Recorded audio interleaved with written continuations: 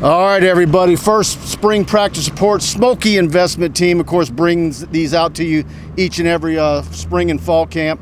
Mike Scarborough here with Buddy Sanji, and we got a little bit of a new setup, something they tried last year and quickly abandoned it, but we're back up on the balcony on the new section overlooking all the practice fields, and got a lot of really good footage, but I think the media are going to take some time getting used to where they put us. But Buddy, your thoughts on the first day? And we had Brian Kelly as well before we recorded this. Happy Wednesday, happy hump day, everybody. Of course, we will give these to you religiously, trying to give you some tidbits and nuggets. And quite frankly, we did not get a lot of big-time action today. Most of you are aware. We see individual drills. We don't really see much team.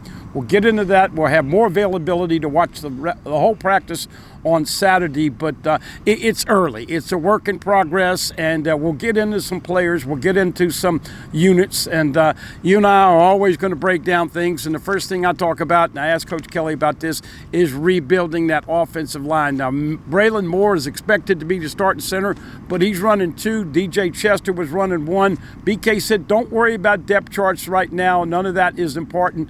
But let's be honest, folks, you got to be more cohesive and do a better job with the offensive line last year. I think we'd all agree that was a little bit of a disappointment. Carius Kern, the guy who I'm predicting will start at some point, playing a little left tackle today.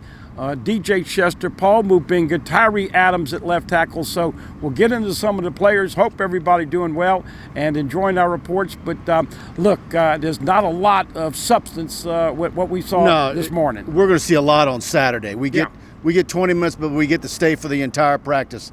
I'll say, Dave, just look, we're going to go position by position, and you throw in what you saw. Quarterbacks, look, getting to see Michael Van Buren out there was nice. In Garrett Nussmeier, but frankly, what they were doing was drills and marching downfield. You'll see some of that on our video, but there wasn't really anything to really chew on to say who looked sharp today or any of that, and you really wouldn't want to draw any conclusions from it anyways. I tell you what, going to running backs, I know he's 175 pounds. I asked Brian Kelly about how many calories are they trying to get into Harlan Berry. But Frank Wilson had him working the sleds, pushing them down the field. You'll see some of that footage in our 4K practice footage. Even though he's 175 pounds, Harlan Berry moved that sled. I'm going to go count it up. I bet he moved it a good 8 yards. He's got some power.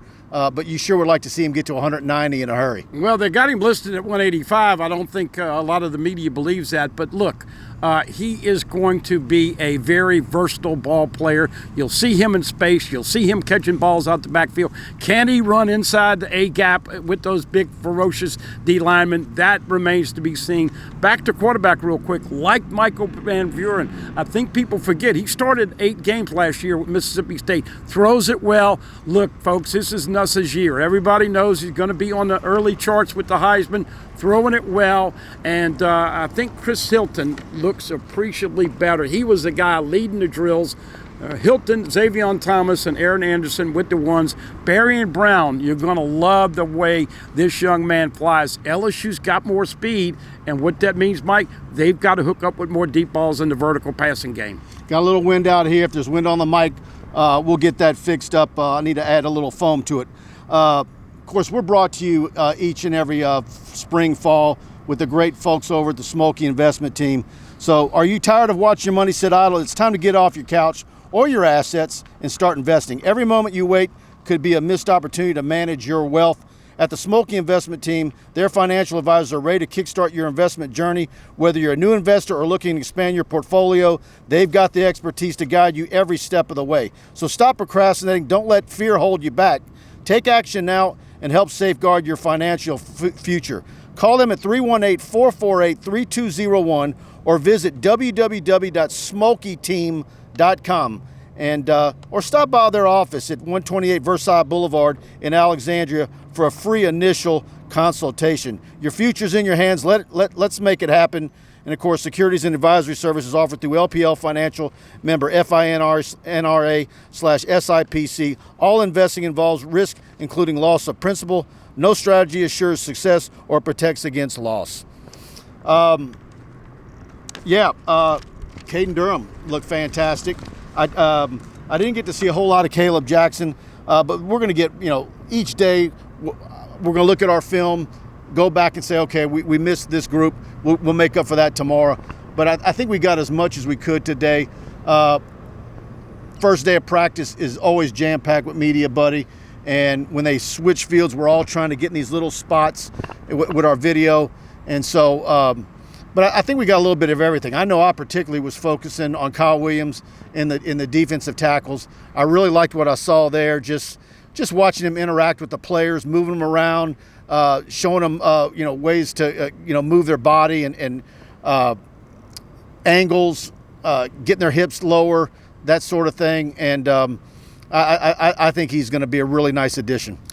No Harold Perkins today. He's working on the sideline. Whitweek's working on the sideline. Jacoby and Gilroy still coming back. Nick Anderson a little tweaked and a little gimpy. So for the most part, everybody back out there. Back to this offensive philosophy. I don't know if you noticed this. We got very little of the drills, but splitting out both the tight ends. Of course, Trey'Dez Green is your number one tight end. Don't sleep on Bauer Sharp. He's one of my early favorites coming over from Oklahoma. Number 10, about 6'5", and about 245, 250. You're going to like him. Donovan Green comes in as a blocking tight end, and we know that Trey'Dez Green catches the football really, really well. I did look at the punting a little bit. That'll be a battle with Grant Chadwick, the transfer coming in on the portal, number 90, and Peyton Todd back for his final year. And obviously, as we get into the defense, the guys that stood out to me are at the defensive end spots, Jack Pyburn and Gabriel Relaford. Those are probably guys that are going to be in the mix and might start. You can't have enough Jack Pyburns on this team. He's going to be a fan favorite. He is a mean mofo, and let me tell you what, this is something I'm going to talk about all year long. Can LSU get more physical? Because the first 3 years of BK and this football team been more finesse than physical. Let's see what they look like at the line of scrimmage. But right now, way early. We just give you tidbits, but I think they got to get stronger, bigger, and meaner for 2025, Mike. It sure seemed like half the time we were out there, the edge guys were working on the sleds. And I agree with Buddy. Jack Pyburn certainly looked the part. I didn't even look to see, what do they list Kalaj Cobbin's weight at? Did you catch that? Patrick Payton, number 6, also, I thought. Patrick Payton is the guy coming in, and obviously Butler. So, look, folks, these guys are getting acclimated to the way the things that are done out here at LSU. Obviously, with Atkins helping on the offensive side and Kyle Williams on the defensive side. But once again, that $64 million question, how are you going to line up and play at the line of scrimmage? If you put Relaford and Pyburn as your two starters at defensive end, now you're looking at Ahmad Bro, Dominic McKinley, and many others inside. I got to ask you, D-tackle, you worried, or you think Kyle Williams will be able to get, because Bo liked to play 4 or 5 at defensive tackle. We have that kind of depth, you think, or not? I think they're going to be fine. I really do. Look, and that's why I asked Brian Kelly the question. I think there was no doubt there were some guys that, when they found out that Bo Davis wasn't going to be coaching them, were upset. Knowing what I know about Kyle Williams and who he is and the type of guy he is and what the Buffalo Bills organization thought of him and all his teammates throughout his lengthy NFL career, I think he's going to – I think these defensive linemen, if they were upset, I think they got over it in a hurry just because – Kyle Williams is a player's player. Heck, the guy, I went digging around the other day. He doesn't even have a Twitter account. He's not that kind of guy. Yeah. He's a hunting guy, a fishing guy, a golfer. Brian Kelly touched on that when we were wrapping up today, talking about how he's played golf with Kyle before and how good his short game is. And you even asked him who can hit it further off the tee. But, I don't think there's any doubt that there'd be Kyle between him and BK. But Kyle's like a scratch golfer. I don't know what BK's handicap is, but look, anytime you bring in a coach and they love golf, it's going to be a fit with Brian Kelly. Yeah, absolutely. Did you get a look at the corners at all? I mean, obviously everybody wants to know about Mansour Delane and Jakeem Jackson. And, of course, Stamps coming in for another year. And DJ Pickett. Yeah. And so, by the way, in case you don't know, real quick, early test for you. Number 4 is Mansour Delane. Pickett is wearing number 3. Jakeem Jackson is wearing number 8. And Ashton Stamps, number 1. Those are your 4 top corners right now. Other guys coming in. I did talk to Corey Wayman and said hello to him.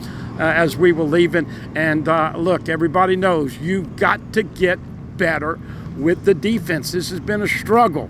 This has been uncalled for. DBU has been a joke when you mention LSU and DBU. You got to have the defensive linemen to stop the run right up the A-gap.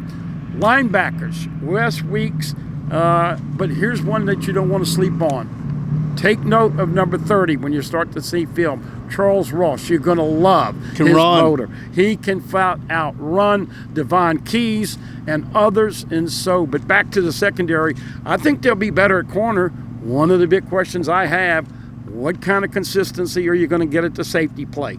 Is it going to be Javian Toviano and Tamarcus Cooley? Obviously, Deshaun Spears and others. And so still a lot. I really want to see Spears make a move. Spears, the lights got to come on for Deshaun Spears. He's physically, that's the kind of physicality you want to see. But if he doesn't know the game plan, the playbook, and what he's supposed to do, then it doesn't do you any good to be physical. But it's a work in progress. And as always, we'll give you some spicy tidbits throughout the year with our reports.